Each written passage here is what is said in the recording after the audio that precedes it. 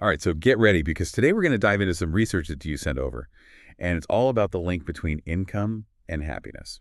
Oh, yeah. It's a topic that's, I mean, people have been wondering about this forever. For a long time. Yeah, and this research gets right to the heart of it.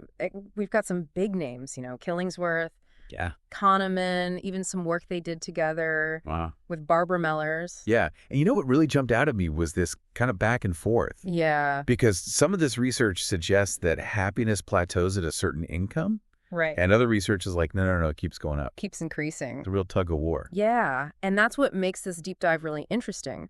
So Kahneman and Deaton, back in 2010, they did this study Okay. that made some big waves, and they found that happiness increases with income, but only up to about $75,000 a year. So like if you were making 50,000 a year and you got a raise to 80,000, you'd probably feel a pretty big jump in your happiness. Exactly. But going from like 100,000 to 150,000, not so much. Yeah, that was the general thinking at the time. It's Yeah. like, okay, there's this happiness ceiling when it comes to income, Hmm. but then along comes Killingsworth Yeah, in 2021, and his research kind of flips that idea on its head. really. So what did Killingsworth find that was so different? Well, he found that happiness kept increasing with income, Oh, even past that $75,000 mark. interesting. So maybe there isn't a ceiling after all. Hmm. And this, of course, caused a bit of a stir in the field, I bet it did. which led to a very cool collaboration. Wait, Kahneman and Killingsworth like work together? They did? Is that even allowed in the world of research? Well, they called it an adversarial collaboration. Adversarial collaboration. They teamed up with Barbara Mellers and basically analyzed all their data together to Wow. try to figure out, why their findings were so different. So instead of fighting, they were like, hey, let's put our heads together and figure this out. I Exactly. like that approach. It's a good one. So what did this dream team come up with when they combined all their brain power? Well, they found this really crucial nuance, and that is how income affects your happiness actually depends on something else. Okay. It depends on your existing level of emotional well-being. So it's not just more money equals more happiness. No, it's way more complicated than that. So how does this emotional well-being thing play into it? Well, they basically found that there are 3 different groups of people when it comes to emotional well-being. Okay, and I'm guessing the results were different for each group. You guessed it. Okay, well, let's hear it. Who's in the first group? All right, so the first group, these are the folks with the lowest levels of emotional well-being. Okay. And for them, happiness did increase with income, but only up to about $100,000 a year after that, it pretty much plateaued, which actually supports what Kahneman found earlier. That makes sense. If you're starting from a place where you're really struggling, having more financial security would probably make you a lot happier. Yeah. But once you've got those basic needs met, maybe the extra money doesn't have as much of an impact. Exactly. And then there's the second group, the folks in the middle, in terms of emotional well-being.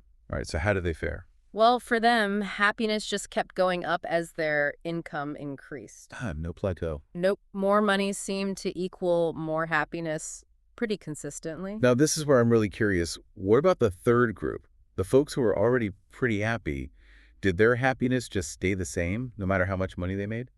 Well, you might think so, but no, Oh, it's no. actually even more interesting than that. Okay, I'm on the edge of my seat. So for the happiest group, the link between income and happiness didn't just continue, it actually accelerated after they hit $100,000 a year. Wait a minute, so you're telling me the people who are already the happiest got even happier as they made more money? That's what the research suggests? I thought there was supposed to be a happiness ceiling.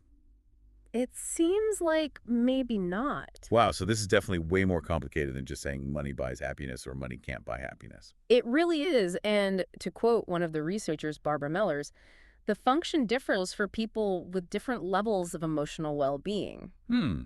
That's a pretty good way to sum it up. Yeah, it really highlights that this connection between income and happiness is anything but simple. It sounds like we need to dig a little deeper into this whole emotional well-being thing Yeah. and figure out, what it actually means and how it plays such a big role in all of this. Absolutely. And there's one more twist to this story. Okay. Killingsworth found a pretty big exception to this whole income-happiness connection. What do you mean? Well, he found that there are people who are financially well off, Uh-huh. but they're still unhappy. There's always an exception, isn't there? Yeah. It seems like it. So what's going on with this group? Killingsworth summed it up pretty well. He said, the exception is people who are financially well off but unhappy. For instance, if you're rich and miserable, more money won't help. For everyone else, more money was associated with higher happiness to somewhat varying degrees. So even if you're one of those super happy people, but there's something else going on, something that's making you unhappy, more money might not fix it. That's exactly right. Huh. It seems like there are other factors at play here, things that money can't really address. It definitely seems that way, but before we jump into those factors, I think we should unpack this idea of emotional well-being and try to understand what it really means. I'm with you on that. Let's Yeah. do it. Okay, so emotional well-being. You mentioned that's kind of a key piece of this whole puzzle. It really is. But before we go any further, I think we need to define what that actually means. Yeah, for sure. So emotional well-being is basically about how you feel overall. It's those everyday emotions, Yeah. things like joy and contentment, Huh? but also stress and sadness. So it's not just about feeling happy all the time. No, not at all. Okay. It's more about having a generally positive outlook. Feeling like you can handle life's curveballs Right. and experiencing those positive emotions more often than the negative ones. That makes sense. So how does this emotional well-being thing connect to the bigger picture of happiness? Well, research shows that people with higher emotional well-being tend to be more satisfied with their lives overall. Interesting. Basically, when you feel good, you're more likely to be happy with your life as a whole. So emotional well-being is sort of the foundation for happiness. Exactly. And what's really interesting is that emotional well-being isn't just about income. Right. There are other things that affect it. Exactly. So what are some of those other factors that can influence our emotional well-being and ultimately our happiness? Well, one of the biggest ones is social connections. Having strong relationships with friends, family, and romantic partners, that's huge for emotional well-being. It's that feeling of belonging, you know, feeling loved and supported by the people you care about. Exactly. And it's not just about how many friends you have. Right. It's more about the quality of those relationships. Feeling understood and valued by those closest to you, that can make a huge difference in how you feel. So nurturing those relationships is super important. Got it. What about things like our physical and mental health? Do those play a role in emotional well-being too? Absolutely. Both are essential. When you're physically healthy, you have more energy, you're better at handling stress, Yeah. and you just feel better overall. And I imagine good mental health helps us deal with challenges, cope with stress, and maintain a more balanced emotional state. You got it.